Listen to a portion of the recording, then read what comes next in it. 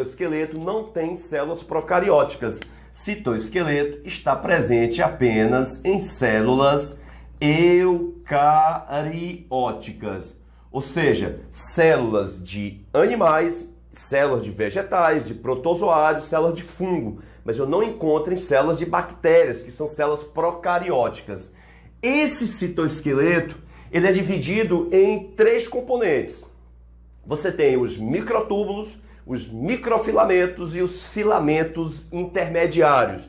Então vamos falar aqui primeiro, pessoal, dos microtúbulos. É importante que você saiba qual é a principal proteína de cada citoesqueleto. Os microtúbulos, eles são formados por uma proteína chamada de tubulina. Esses microtúbulos têm as seguintes funções. Primeiro, eles determinam a forma da célula, a estrutura, a forma da célula, o arcabouço da célula. Além disso, eles também formam os centríolos. Lembre-se dos seguintes, esses centríolos estão presentes aonde? Estão presentes em protozoários, estão presentes em animais e também em vegetais. Porém, pessoal, somente dos vegetais inferiores.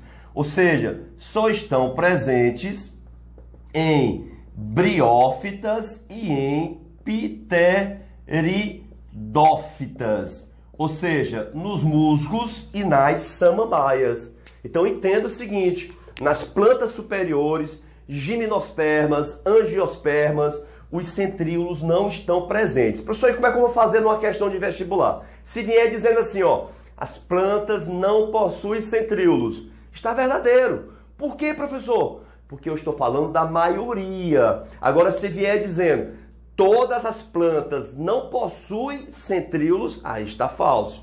Lembre-se que a maioria das plantas são representadas pelas angiospermas e gimnospermas, e elas não possuem os centríolos.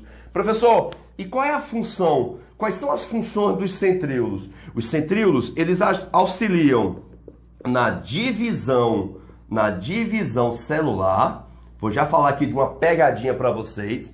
E além disso, os centríolos vão formar os cílios e os flagelos. Então, divisão celular, cílios e flagelos derivam dos centríolos. Agora, olha só, se liga aí. Se liga aí. Eu tenho aqui uma célula. Vamos ver quem é que lembra de mitose. Essa fase aqui em que os cromossomos atingem o máximo de condensação e ficam localizados no meio da célula, essa fase aqui é chamada de metáfase. Você está percebendo que os cromossomos estão ligados às fibras do fuso. Pronto, essas fibras do fuso são fibras de microtúbulos, mas elas não são formadas pelos centríolos. Legal? Olha só, vou desenhar aqui os centríolos. Geralmente a célula que tem centríolos possui um par de centríolos. Professor, por que você fez aqui dois pares de centríolos? Porque aqui a célula está se dividindo. O que os centríolos formam? Formam as fibras, chamadas de fibras do Aster. Isso aqui, ó. Isso aqui. As fibras do Aster que ancoram os centríolos nos polos, permitindo uma separação dos cromossomos. Essas fibras do Aster derivam dos centríolos, mas as fibras do fuso não derivam dos centríolos. Derivam de uma estrutura que é formadora dos centríolos. Essa estrutura é chamada de centrosomo. Então vamos repetir? Citoesqueleto, conjunto de proteínas da célula que formam o esqueleto da célula. Esse citoesqueleto é formado por microtúbulos, microfilamentos e filamentos intermediários. Os microtúbulos são formados pela proteína tubulina. Essa proteína tubulina dá a forma da célula, forma os centríolos. Esses centríolos formam os cílios e os flagelos e também são responsáveis pela divisão celular. Mas eles não formam as fibras do fuso, eles formam as fibras do Aster. Quem forma as fibras do fuso é o centrosomo ou centrosoma. Legal? Outra coisa interessante é que centríolos eu encontro em protozoários, em animais e em algumas plantas, na minoria das plantas, apenas em briófitas e em pteridófitas. Vamos lá, tira o print para a gente passar a falar agora sobre os microfilamentos. Então já tirou, pausou aí o vídeo, anote tudo. Isso vai ajudar demais você a fazer a fixação desse conteúdo. Então vamos lá. Os outros, pessoal, a outra parte são os microfilamentos.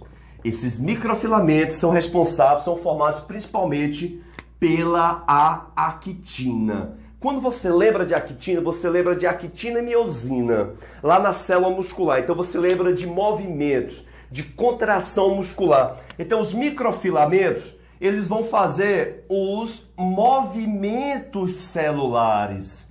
Que movimentos celulares são esses, professor? Olha só, vou desenhar para você. Esses movimentos celulares aqui são estruturas de projeção do citoplasma, chamada de pseudópodes. Os pseudópodes são formados por actina, movimentos celulares. Além disso, foi até questão do PPL de 2019. Além disso, vai formar também as microvilosidades. E você sabe o que são microvilosidades? São aquelas invaginações e evaginações da membrana das células epiteliais, em especial as células do trato digestório, do intestino, que aumenta a área de contato com o alimento, que aumenta a superfície de absorção. Então, microvilosidades, actina. Também a actina, desse citoesqueleto dos microfilamentos, é responsável também pela citocinese. Professor, mas o que é essa citocinese, pessoal? É aquela divisão do citoplasma que ocorre no final da divisão celular, lá na telófase, em que a célula, olha só, vai se dividir aqui em duas. Então, bem aqui você tem um anelzinho contrátil, e esse anelzinho contrátil aqui, ele é justamente da proteína actina, que vai contrair, vai estrangular a célula para dividir o citoplasma em dois. Então, citocinese é a divisão do citoplasma em duas partes. E também ele vai fazer a ciclose. Essa ciclose, olha o nome, ciclo de círculo, ose, movimento, ciclose, movimento das organelas dentro do citoplasma. Então você tem uma célula aqui, por exemplo, uma célula vegetal. Isso é muito comum nas células vegetais ser evidenciado. Então você tem uma organela chamada de cloroplasto. Os cloroplastos, eles são responsáveis pela fotossíntese. Então esses cloroplastos, de acordo com a posição da luz que está incidindo na célula, esses cloroplastos ficam girando aqui na célula, olha só. Então esses movimentos das organelas no interior da célula, isso aí é chamado de ciclose e é feito pelos microfilamentos. Então vamos lá, citoesqueleto da célula, microfilamentos, filamentos de proteína actina. O que ele faz, professor? Movimentos celulares, como o caso dos pseudópodes, presente, por exemplo, nas nossas células chamadas de macrófagos, que são células de defesa, legal? Microvilosidades, que são essas invaginações e evaginações da membrana plasmática, que aumenta a área de contato, aumenta a superfície de absorção. Citocinese, que é a divisão do citoplasma em células, no final da divisão celular. E a ciclose, que são os movimentos celulares, das organelas no interior do citoplasma, das organelas, das substâncias, para que ocorra uma homogeneicidade. Olha que nome legal! Ou seja, uma distribuição homogênea dessas estruturas no citoplasma. Legal? Vou sair da frente, deixar você tirar o print para copiar ou então para salvar numa pasta em seu celular. E agora vamos falar da última estrutura aqui do nosso citoesqueleto. Essa última estrutura corresponde à parte mais fácil para você aprender, que são chamados filamentos intermediários. Pessoal, esses filamentos intermediários aqui correspondem a vários tipos de proteína. Porém, a principal proteína aqui é a queratina. Sim, professor. Sim, é isso mesmo. A queratina presente na pele, presente nas unhas, presente nos cabelos. Então, essa queratina é a principal proteína dos filamentos intermediários. E o que ela vai fazer, professor? Ó, resistência celular. Onde tem áreas de pressão, como a palma das mãos, a sola dos pés, é onde mais se tem queratina, porque nessas regiões existe uma grande pressão sobre as células, essa resistência à tração celular, a pressão exercida pela tração, ok? E aqui, para dar essa resistência celular, nós temos uma estrutura chamada de desmossomos. Então, esses desmossomos presentes em células epiteliais, esses desmossomos garantem uma maior adesão e também uma maior resistência. Resistência a quê, professor? À tração.